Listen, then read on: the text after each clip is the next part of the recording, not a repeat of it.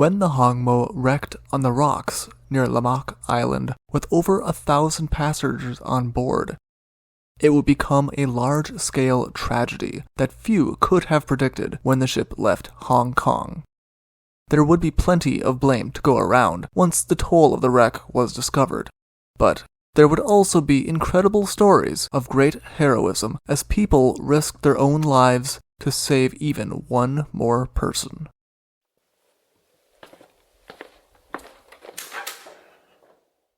Hello, and welcome to the Shipwreck Archive. Thank you. Would you happen to have the Hong Moh's death on the rocks? Here we are. Enjoy!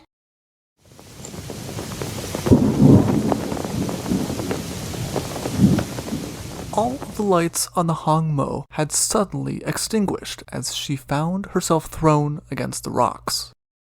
The shock through the ship had been enormous, and with the water immediately flooding the engine room, all of the passengers and crew found themselves in darkness, as it was already past 7 in the evening, and the weather conditions were poor.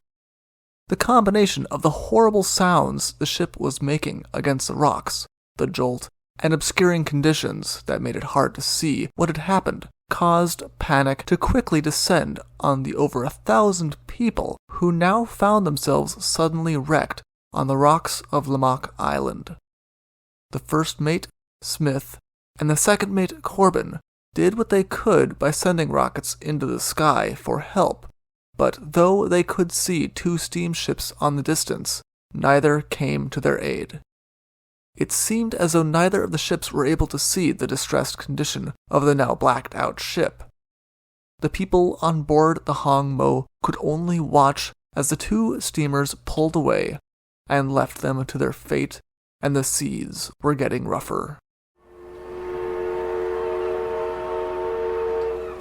The Hong Moh, a ship based out of British-controlled Singapore, had started her voyage from Hong Kong, headed towards Shantou and Amoy, modern Xiamen.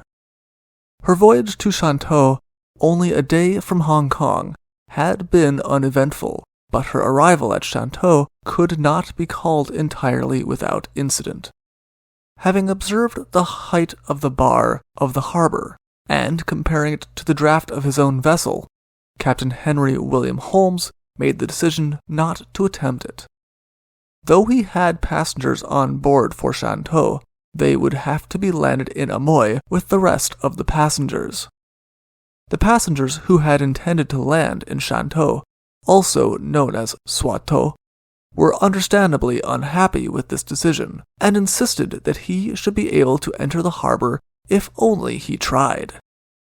Finally worn down by the persistence of the passengers, Captain Holmes turned back to Shantou and anchored near Bill Island. Once anchored, he signaled for a harbor pilot to come and take them into the harbor. The Shantou passengers were to be disappointed. Rather than agreeing with them, the pilot, on discovering that the ship's maximum draft was 22 feet and 6 inches, proclaimed the task to be impossible. Just as Captain Holmes had originally thought, the Hong Moh was going to have to carry on to Amoy if they wanted to enter a harbor. At 5:30 that night, the Hong Moh left the waters near Shantou, but there would be some questions later about what her intended course was. The Court of Inquiry would put forward 3 possibilities. The first was that it was possible that Captain Holmes had intended to pass south of the Boat Rocks. If this was the case, the course had been set incorrectly. The second option was that he had intended to pass between the White Rocks and High Lammock Island, which would have been extremely dangerous in the rough weather of the night and a foolish decision. The third option was that he had intended to pass to the north of the High Lammock Island. His course was one that brought him far too close to the rocks, and he should have traveled at a safer distance. Though they could not be certain later what the intention had been, what was certain was that there had been a fault in the course that was set.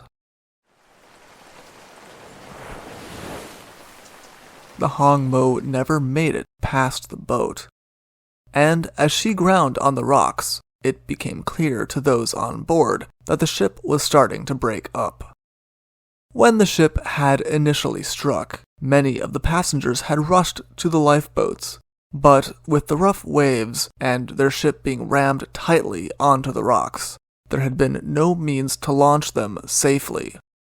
Some passengers were in boats that had been swung out, but they hung above rough waves, with no chance of survival from that quarter either. As the ship began to break apart, passengers panicked, and some of them attempted to throw themselves towards the rocks in an attempt to reach safety there.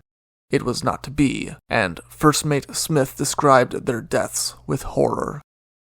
The next to follow them was one of the lifeboats that had been swung out. Overloaded with people desperate to escape the doomed vessel, the boat suddenly plunged down into the water along the ship.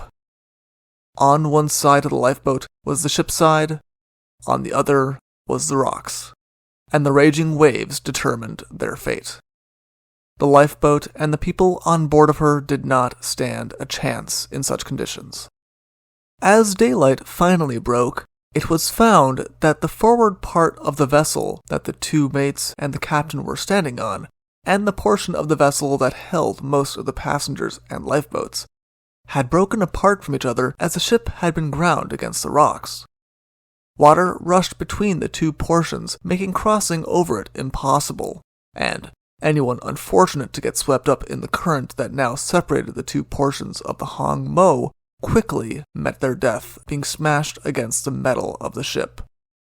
There was a need for people to pass between the two parts, however, as the stern portion of the ship was slowly settling into deeper and deeper water. Unlike the bow, it was not stuck on rocks to support it above the water. By the means of ropes and wires, several hundred people were transferred to the safer bow of the ship, though yet more people fell between the two portions of the ship during the attempt. It was starting to seem as though there was going to be no escape for the people on the doomed ship when a very small steamship rounded the Lammock lighthouse, and on seeing the condition of the Hong Moh, immediately headed in their direction.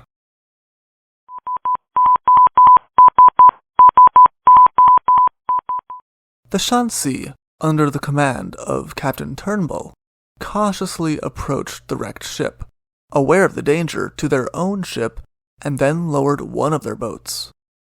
As the boat drew close, one of the passengers on the Hong Moh jumped overboard and managed to reach the boat, but if others thought of following his example, they were to be disappointed. The waves were too choppy for the small boat, and it was with great difficulty that it even managed to reach the Shansi again, and be pulled to safety. Though the danger was evident, the Shansi did not give up her station near the Hong Moh, and stood by to see if there was anything that they could do to help. With the Shansi standing by, the first thought was to throw a raft overboard of the Hong Moh and reach the ship that way. As soon as people had launched such a raft, however, it was immediately drawn in between the two portions of the stricken Hong Moh and smashed to pieces. Out of the people who had been on the raft, only 2 managed to swim away to be picked up by the Shansi. Both of these people were in such rough shape from the ordeal that one of them died later. It was clear to both ships that rafts were not a viable option for the rescue efforts. 2 of the Hong Moh's lifeboats were launched next, and these managed to get away from the Hong Moh and the rocks, but only one of them would reach the Shansi. The other boat was swamped after encountering the same rough waves that had caused the Shansi's lifeboat to retreat. The occupants of the boat found themselves in the water, and though the Shansi was able to rescue some of the people from that boat, it became clear that the lifeboats were also not a safe way to escape the Hong Moh. Not only that, but there were not enough lifeboats for all of the passengers, and some of the lifeboats that did exist were on the side of the ship with the rocks, and therefore not usable. As night fell again, The Shansi signaled the passengers and crew that were still left on the Hong Moh that they were not going to abandon them. Instead, they anchored themselves astern of the wrecked vessel, and everyone waited to see what the next day would bring. Their continued presence brought comfort to the people on the wrecked vessel, but it would not solve the immediate problem that the Hong Moh was slowly breaking up beneath their feet, and the waves showed no signs of calming. The next morning, the captain, officers, and some of the passengers who were stranded on their portion of the ship determined that their best chance of survival would be to leap into the water and attempt to swim to the Shansi. The second mate signaled this intent to the Shansi by semaphore, only to be told to wait for just after flood tide, as that would be their best chance to not have to fight against the tide that would try to draw them into the wreckage and the rocks. A few minutes after 2 p.m., the Shansi signaled to the survivors that now would be the best time to attempt the leap. Perhaps around 20 people jumped into the water, including the ship's officers. The Shansi was still not able to lower their lifeboat due to the sea conditions, so instead, they threw out lines and pulled in the people who were struggling in the water. All but 5 of the people who had jumped from the Hong Moh were saved in this way, but among the people who disappeared beneath the waves was Captain Holmes. Captain Turnbull of the Shansi was now forced to face a bitter truth. Though they had managed to rescue around 40 people, 1,000 or more people were still stuck on a wreck that was visibly coming apart in front of them. Not only were the seas too rough for the little steamer to approach and offer aid properly, but the steamer's crew of only 6 men would not be able to undertake such a task on their own. Without a wireless on board, the only option for the Shansi was to leave. Not to abandon the Hong Moh to her fate, but to go to the nearest port as quickly as possible for help. At around 7 that evening, the Shansi arrived in Shantou and raised the alarm. This was the first that the greater world knew of the disaster that had fallen, and wireless messages were quickly sent out to the British Royal Navy to render aid. With time clearly being of the essence, both the HMS Foxglove and the HMS Carlisle headed towards the wreck as soon as they had received their orders. Second Mate Corbin was not optimistic when he was interviewed about the fate of the people remaining on the ship. He had seen too much death during the 2.5 days that he had spent on the wreck, either from drowning and exposure. Already, he supposed that the death count from the ship would prove to be around 1,000. He grimly commented that this must be one of the worst disasters to have ever happened on the Chinese coast.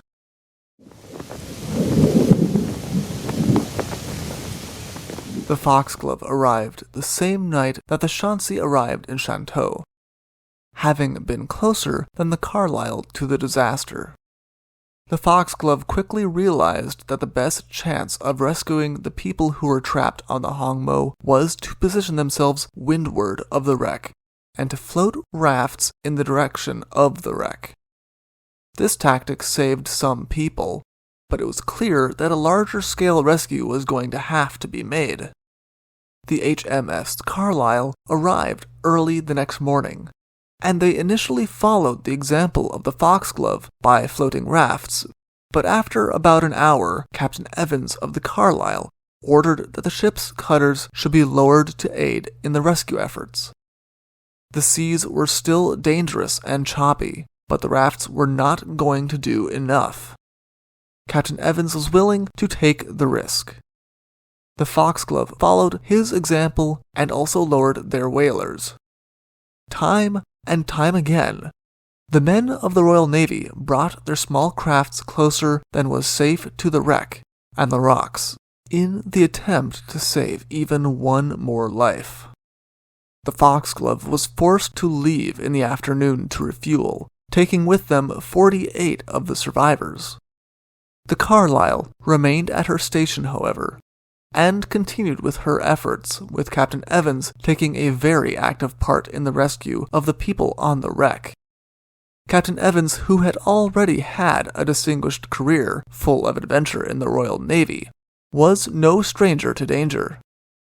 Now, he placed himself repeatedly in the small boats headed towards the danger of the wreck.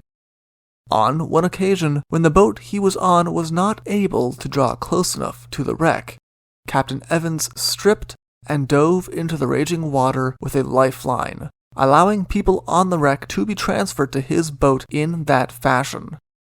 He was personally credited with saving over 100 people due to his willingness to place himself at risk to reach the Hong Moh. The Carlisle continued its humanitarian effort through the night, using its searchlights. The evening of the next day, Captain Evans swam to the wreck personally once again, this time to bring the last few people who were still alive on the Hong Moh to safety. Around midnight that night, the men of the Carlisle finally allowed themselves some rest and paused their efforts. At dawn the next day, the ship boats approached the wreck one last time, but there was no longer any sign of life on the Hong Moh. With 221 survivors on board the Carlisle, the Navy vessel departed the area of Lammock Island and headed to Hong Kong.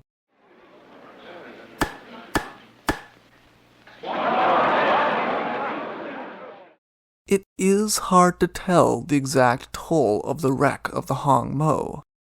The English language papers of the area cared more about reporting that the only European to have died was Captain Holmes than they cared about making an exact estimate of how many of the passengers had failed to escape the wreck.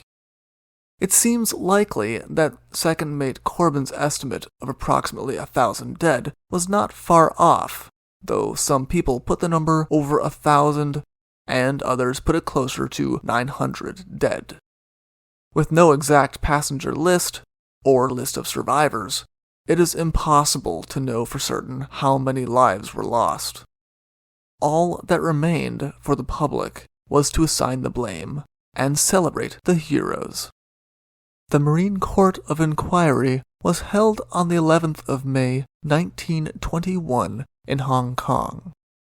The question of what flaw in the route had occurred had to be put aside, as that was a question that only Captain Holmes would have been able to answer, and he had not survived the swim to the Shansi. He had not told any of the other officers what his intended route was, so they were not able to assist the court. All that the court could conclude was that an error of judgment had been made in the course. The court did exonerate Captain Holmes and the officers of any lack of care and duty in attempting to save the passengers, however, on the grounds that the waves and conditions had made any launching of boats impossible. Instead, their words of condemnation about what had happened after the wreck were reserved for the ships that had ignored the rockets of the doomed ship, and had not tried to approach closely enough to see what had happened. Not only that, but they had some evidence that an unnamed ship had seen the plight of the Hong Moh and had chosen to ignore it. But since they were not able to call the captain of that vessel in front of them, they were unable to determine why he had failed to render aid. As the court stated, however, even if a ship was not able to render aid, it was their humanitarian duty to at least raise the alarm in the closest port so that a rescue could be attempted. The court pointed out that if the alarm had been raised the night of the wreck, or the next morning, many more lives might have been saved.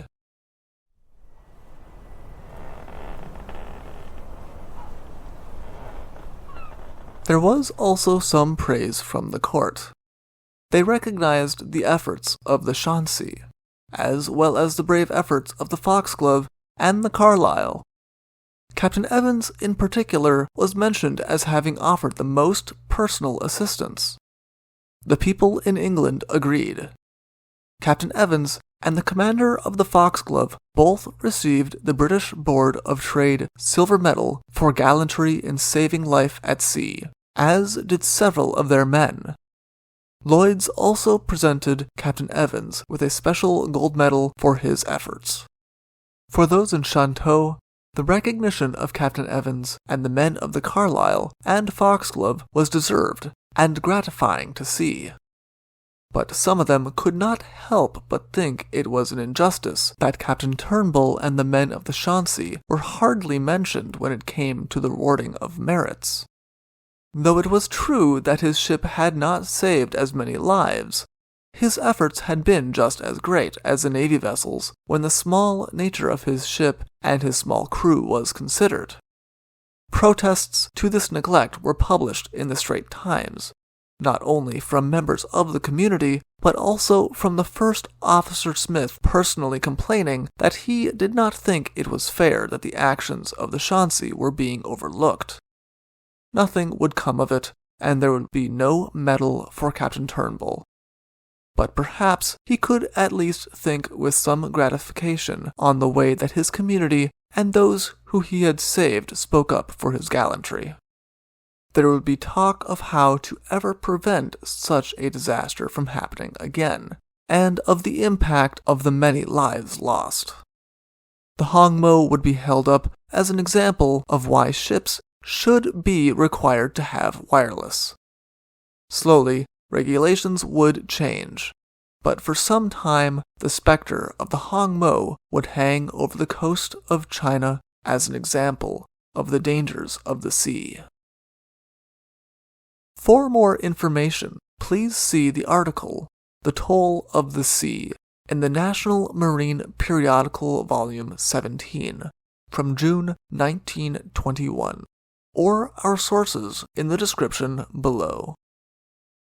Thank you for listening. Thank you for visiting the Shipwreck Archives. See you soon.